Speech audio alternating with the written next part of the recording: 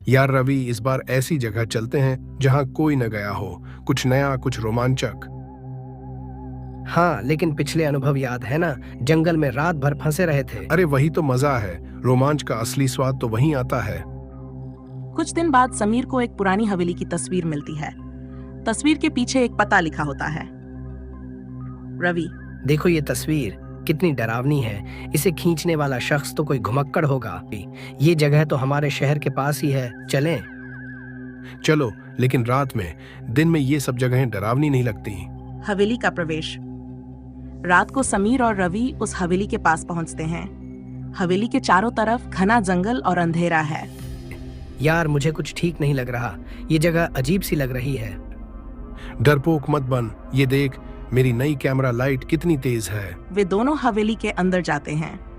दरवाजे की चरमराहट पूरे माहौल को और डरावना बना देती है। देख समीर, अगर कुछ गड़बड़ लगी तो हम तुरंत निकल जाएंगे। अरे कुछ नहीं होगा, बस कुछ पुरानी चीजें और धूल होगी। हवेली के अंदर अजीबोगरीब चित्र लगे होते हैं। हर चित्र में एक महिला दिखती है जिसकी आंखें लाल और डरावनी हैं। यार, ये तस्वीरें, ये औरत कौन है? शायद इस हवेली की मालकिन। हा हा हा हा हा हा। अचानक हवेली की एक दीवार पर खून से लिखा हुआ एक संदेश दिखता है। जो यहाँ आया उसने मौत को बुलाया। समीर, ये मजाक नहीं है। हमें यहाँ से जाना चाहिए। बस 2 मिनट और, फिर चलते हैं। ये देख, कितना बढ़िया फ्रेम है। जैसे ही समीर तस्वीर खींचता है, एक अजीब सी आवाज आती है। ये आवाज कैसी थी? किसी ने दरवाजा बंद किया? समीर, अरे नहीं, शायद हवा थी। तू ज्यादा सोच मत। दोनों आगे बढ़ते हैं और एक कमरे में दाखिल होते हैं। कमरे में एक पुराना झूला है जो खुद ही हिल रहा है। समीर, ये जगह सच में भूतिया है। चलो यहाँ से निकलते हैं। बस 1 मिनट। ये तस्वीर तो वाकई शानदार होगी। अचानक झूला रुक जाता है और कमरे की खिड़कियां जोर से बंद हो जाती हैं। रहस्यमय महिला। जैसे ही वे बाहर निकलने की कोशिश करते हैं, उन्हें सीढ़ियों पर सफेद कपड़े पहने एक महिला दिखती है। कौन है वहाँ? महिला कोई जवाब नहीं देती। उसकी आंखें सीधी समीर पर टिकी होती हैं। मैडम, आप कौन हैं? यहाँ क्या कर रही हैं? महिला धीरे धीरे उनकी ओर बढ़ने लगती है। भाग समीर, ये इंसान नहीं है। महिला अचानक गायब हो जाती है, लेकिन उसकी आवाज पूरे घर में गूंजती है। तुमने मुझे क्यों जगाया? हाँ, भूत की कहानी। भागते भागते वे एक कमरे में पहुंचते हैं। वहां उन्हें एक पुरानी डायरी मिलती है।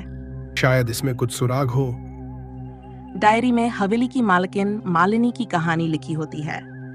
वह एक जादूगरनी थी जिसे गांव वालों ने शाप देकर मार दिया था। इसका मतलब ये हवेली शापित है। जो भी यहाँ आया वो जिंदा नहीं बचा। समीर, हमें इस भूत को शांत करना होगा, वरना हम भी नहीं बचेंगे।